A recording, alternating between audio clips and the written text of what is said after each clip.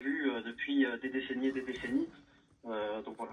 Depuis un siècle, selon nos dernières informations. Monsieur Roucoul, François Bayrou, le Premier ministre, est attendu en fin de journée dans votre département. Est-ce que vous êtes content de sa venue? Il est à sa place, hein. C'est normal qu'il soit présent. Maintenant, on verra les annonces qu'il fait. Il y a des annonces à faire. Il y a des annonces à faire. Ça fait des années, on a eu les méga-feux de Gironde en 2022. Des annonces du président de la République avaient été faites, notamment la commande de Canadair, le renouvellement total de notre flotte de 12 Canadair et son extension de 12 à 16. Cette promesse n'a pas été tenue. Donc aujourd'hui, il faut que l'État mette les moyens et s'engage concrètement sur des mesures. Et enfin, au niveau du volontariat, si on a pu avoir cette montée en puissance du dispositif avec plus de 2000 sapeurs-pompiers actuellement déployés, c'est parce que principalement on a des volontaires dans le département qui se sont mis disponibles très rapidement. Et aujourd'hui, les volontaires ne se sentent pas soutenus par le gouvernement. On attend les trimestres de retraite qui ont été votés il y a 2 ans et demi, que M. Rotaillot avait promis de promulguer très rapidement. On est au mois d'août.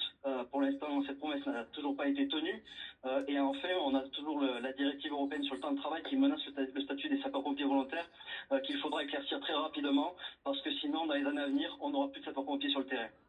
Merci beaucoup, Julien Rancoul, d'avoir été avec nous pour évoquer ces incendies dans votre département, dans l'Aude. On accueille également en plateau Paul Pont, journaliste de police-justice BFM TV. Merci d'être avec nous. Quels sont les moyens, Paul? On parlait des demandes des députés. Quels sont les moyens actuellement sur place?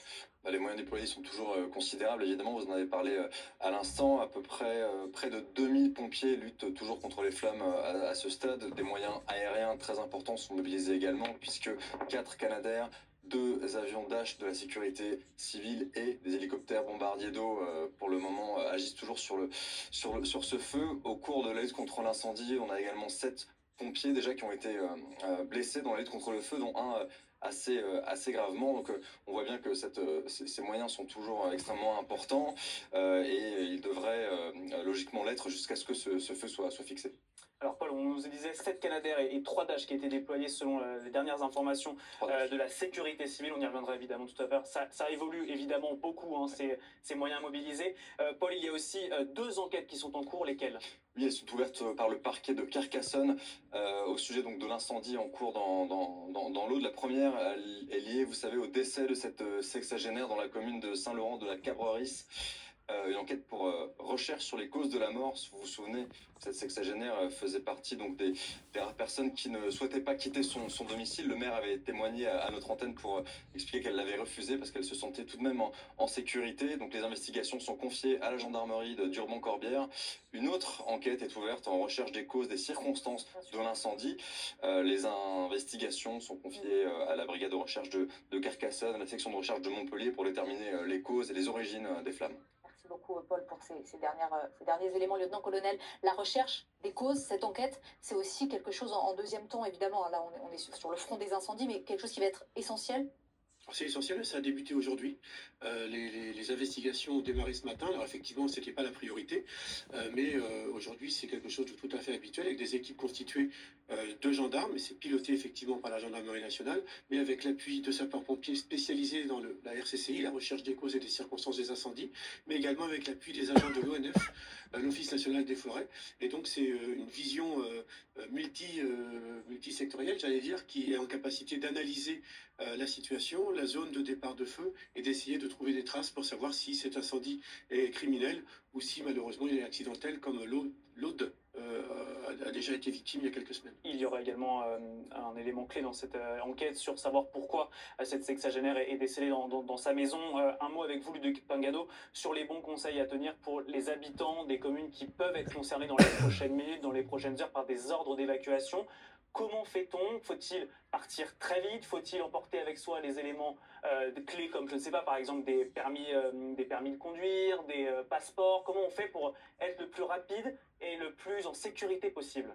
Alors, tout d'abord, c'est respecter et écouter les consignes des autorités. Ça, c'est la base. Alors, les chaînes de télévision, les chaînes d'information, et BFM TV en particulier, le fait très bien. On a entendu beaucoup de téléspectateurs dire « moi, j'ai eu les informations par BFM TV ».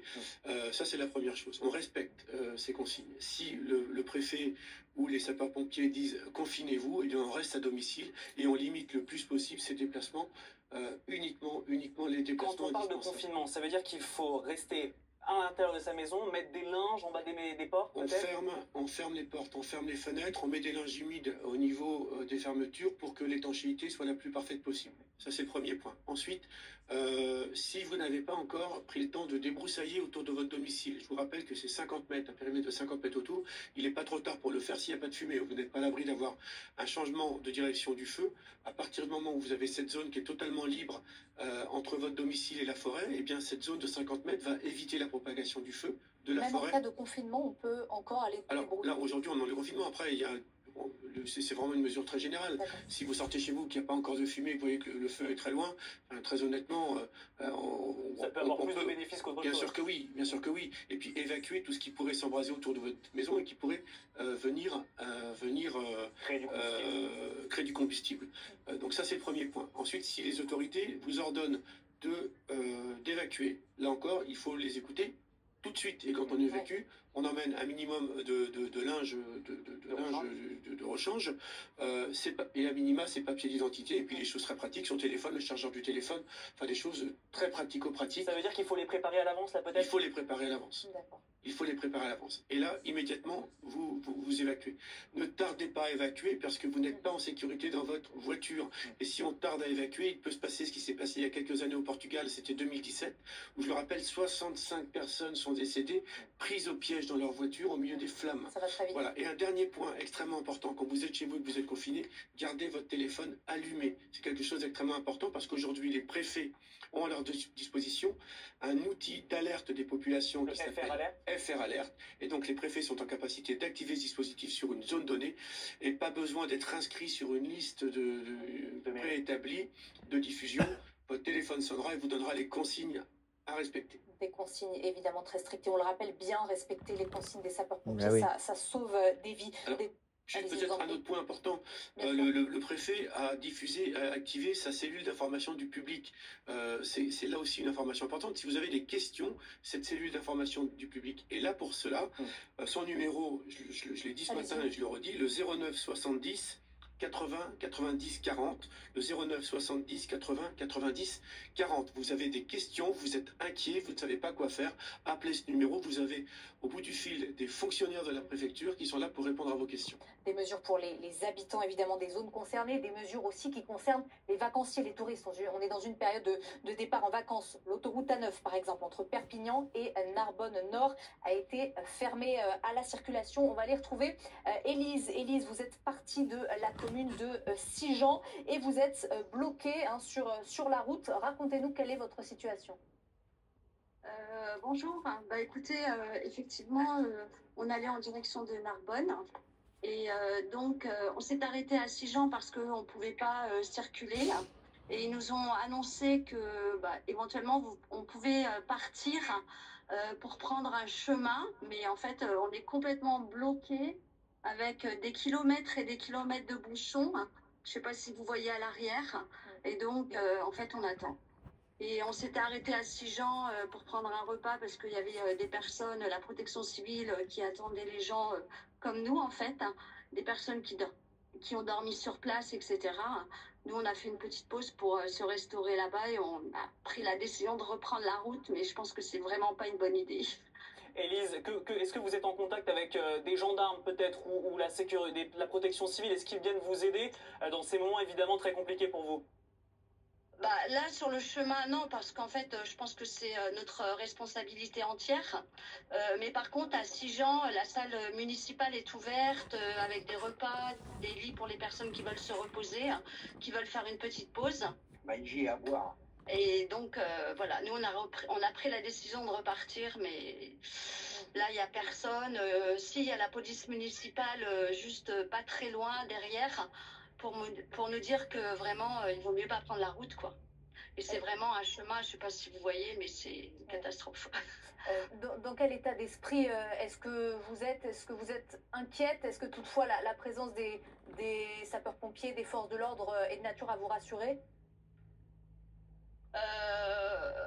Les pompiers, je pense qu'ils sont pas sur ce chemin-là avec ils ont certainement autre chose à faire. La police municipale Et là, juste à côté, pour nous dire, bah non, c'est pas une bonne idée de prendre la route surtout, hein. Donc voilà. Il n'y a pas d'issue en fait. Là, on est vraiment sur un chemin à 25 km de Narbonne et c'est une toute petite parallèle qui est à l'autoroute A9 parce que l'autoroute A9 est fermée. Et donc, je pense que. Et là, on peut même pas faire demi-tour en fait. Et il y a des kilomètres et des kilomètres de bouchons, je suppose, jusque Narbonne.